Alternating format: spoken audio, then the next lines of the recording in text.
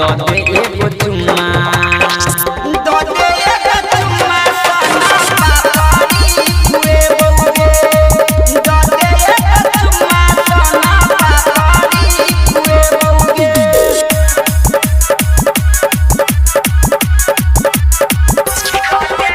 DJ गुड Madhubani DJ गुड Madhubani DJ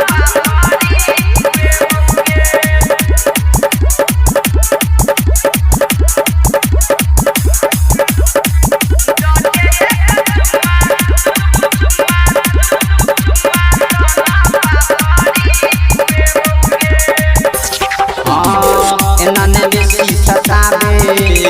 मन के श्रद्धा पुरावे कते दिन से करै छियो पीछा बेसी न नखरा देखावे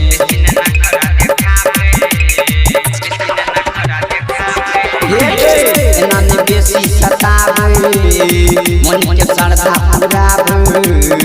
कते दिन से करै छियो पीछा बेसी न नखरा देखावे बाद में हम कोका कोला बाद में हम कोका कोला तोरा पिए बोगे दो दे एगो चुम्मा दो दे एगो चुम्मा सोना पापड़ी हुए बोगे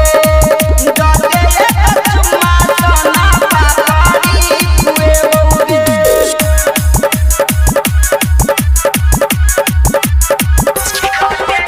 डीजे गुड मधुबनी डीजे गुड मधुबनी डीजे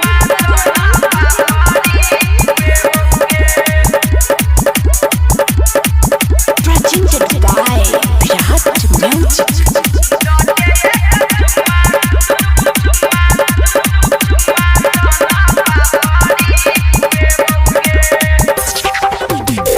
गदरल छोगे जवानी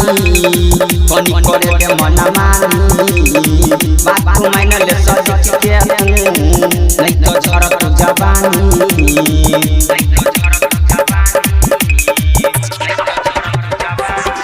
गदरल छोगे जवानी कनी करे के मन मानी बात तू मान ले सज के तू नहीं तो झरत जवानी राकेश रसिया को राइटर नरेश को तोरे पलटे बोगे दो दे एगो चुम्मा।